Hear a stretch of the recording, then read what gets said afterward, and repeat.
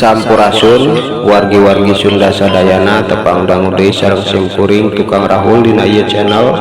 Simkuring bade neraskeun hanca carita nyegik carios ieu karangan simkuring pribados. Mangganya wargi-wargi Sunda sadayana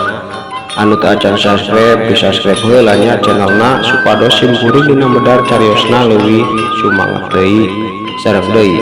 kaum dangu oge tiasa kahibur ku carios-carios anu bade dipidangkeun ku simkuring khusus nama carios anu nuju di pedar ayeuna ku pribados. Mangganya wargi-wargi Sunda sadayana cuang kawitanan. Kurentel blak blak blak, kurentel kurentel, kajeleng kajeleng. Harita Mang Komod jeung Mang Kodir teh sanggeus dibebut kulantaran kasunduk ku bagong-bagong anu terus-terusan nyerang ka maranehna. Gogorentelan hudang ngan tetep bae 5 bagong teh terus ting suruntul nyerang ka maranehna nepikeun ka gogobrot ku kesang bakat ku capek kulantaran teu eureun-eureun diudag-udag eta bagong tapi maranehna teu bisa ngalawan. Aduh, kamu geus sieu kumaha Mang? Bingung kuring mamang bingung. Dewek oge bingung anjir. Da ieu bagong naon geuning anu nyerang urang. Jok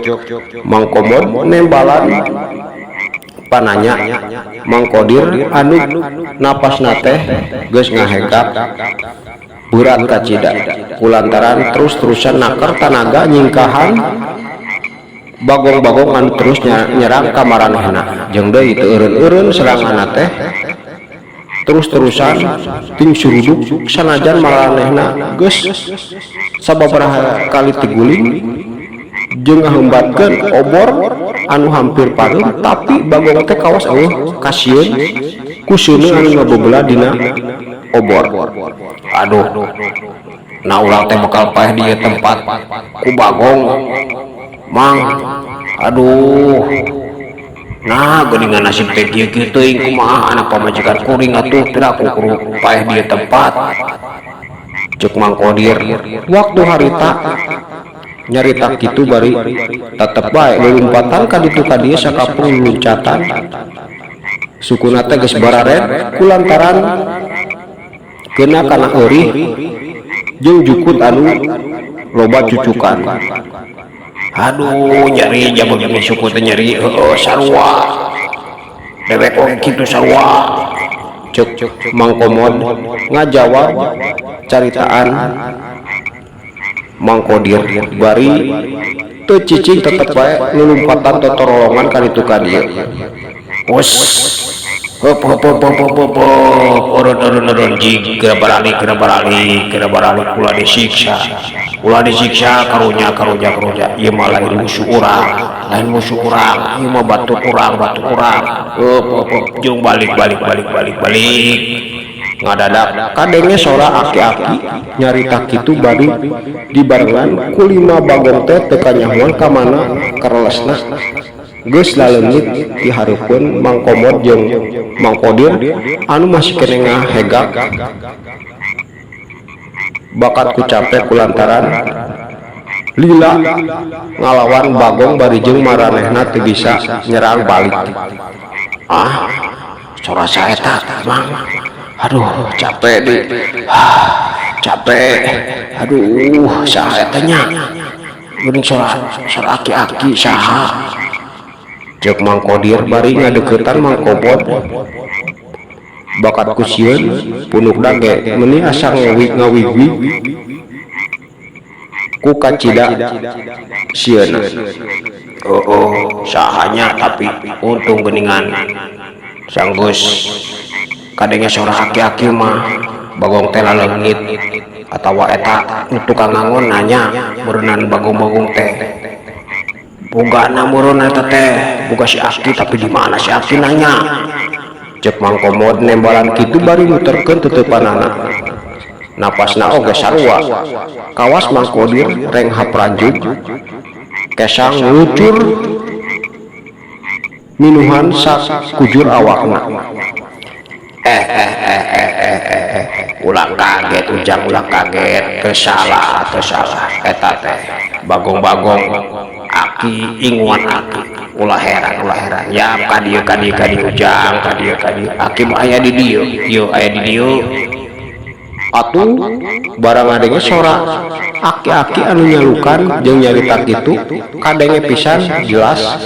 ku ceuli Mang Komod jeung Mang Kodir teh duanana ngalaliu ka palebah sora si Aki atuh ngarenjag baranena teh kulantaran tadi nama teka ciri ayana naon poek di eta tempat teh tapi ngadadak barang geus ngadenge si Aki nyalukan maranehna di eta tempat teh jadi caang jeung deui geuningan aya saung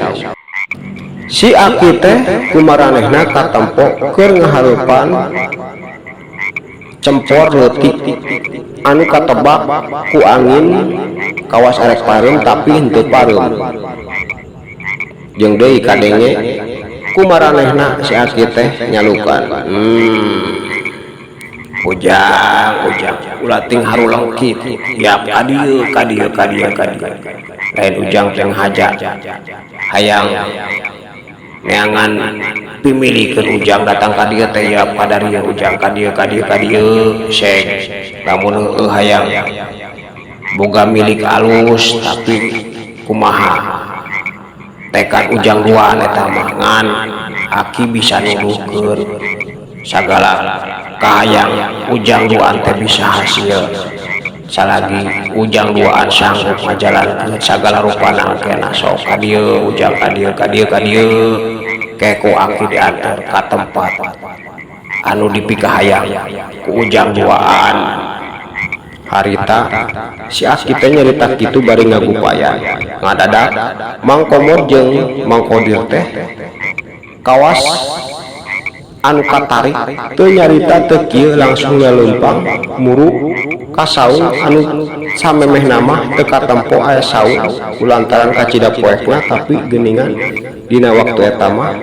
kusabab geus ka tembong aya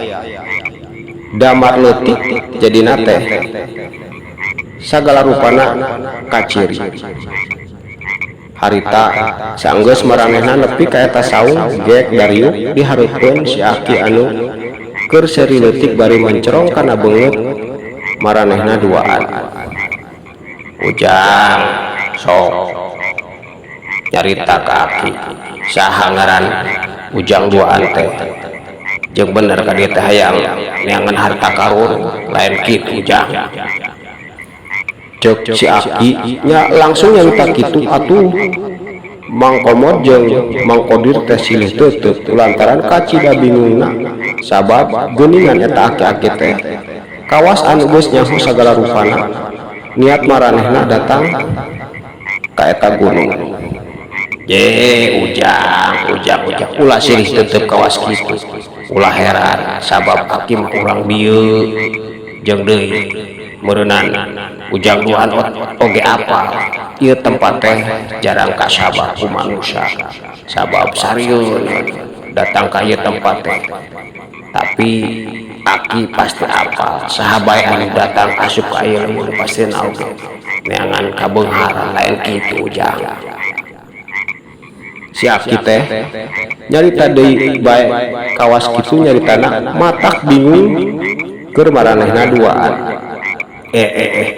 leres Aki leres sim abdi teh memang keur milarian harta karun nah Aki teh leres terang di mana eta harta karun ayana Mang Komod waktu harita nyarita oge sanggeus cukup lilangan saukur ngahulang kulantaran kacida bingungna teu nyangka eta aki-aki geus nyaho sagala rupa niat maranehna duaan laras aki laras abdi oge kitu. Nah biasa ditunjukkeun di mana eta harta karun teh abdi matos hoyong ningali harta karun sareng tangtuna oge hoyong ngasaan kumaha lejatna ngeunahna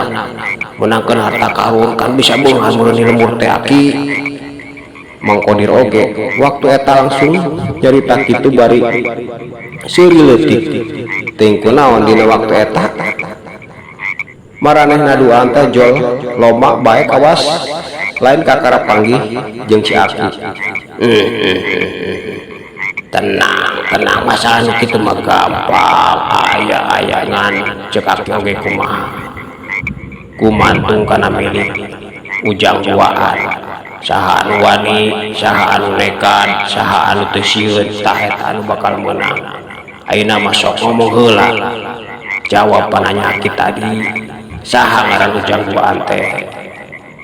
Ceuk si Aki nanya deui bari mencrong kana beungeut Mang Komod jeung Mang Qadir. Muhun nya Aki hapunten ieu abdi teh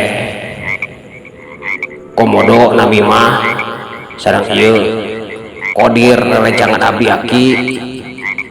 Ceuk Mang Komod langsung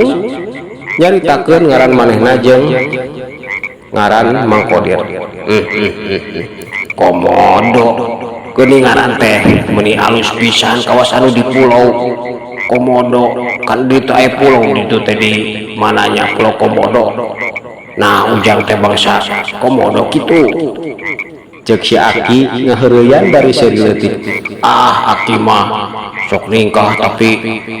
kitu ningkahna atuh itu mah Komodo sato da abdi mah imang saukur nami hungkul Komodo dat dukan teuing geuningan kolot abdi teh ngadon masih nami ka abdi teh Komodo bingung abdi oge Aki bingung. Cek Mang Komod waktu harita nyarita kitu bari seuri leutik Mang Qadir oge ilu seuri. Geus lah ngaran mah ulah dipikiran rek ngaran kitu rek kieu oge sarua bae dari milik rezeki mah kumaha oge nasib mun bisa jeung hayang rajin yangana meureunan beunghar teu moal. Tapi ujang duaan teh kadi alus-alus sabab bener di dieu teh loba harta karunan ceuk Aki oge kumaha saha anu wani saha anu wawanena gede teu sieun tak eta anu bakal menangkeun eta harta karun ngan harta karuna bentukna kumaha ku Aki moal dicaritakeun dina waktu ayeuna mah ilu jeung Aki ceklaan ayeuna leungeun Aki ku Aki bakal dibawa ka luhur gunung dina waktu ayeuna keneh sabab lamun ujang duaan kudu nikreuh leumpang mah moal angge sapoe sabab ieu gunung teh gede jeung luhur jeung deui moal apa di mana tempat harta karun teh ayeuna mah sok ari bener mah ujang duaan hayang meunangkeun eta harta karun ceklaan leungeun Aki sok kadiekeun leungeun ujang duaan teh ka Akikeun.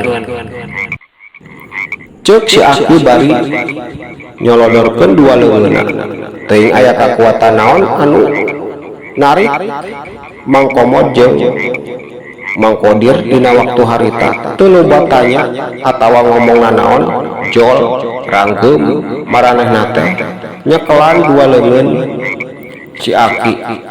Sanggeus leungeun si Aki dicekelan ku maranehna duaan ngadadak werus angin ngelebuk lilimbungan dibarengan leungitna eta saung jeung wujud maranehna tiluan leungit eta patempatan les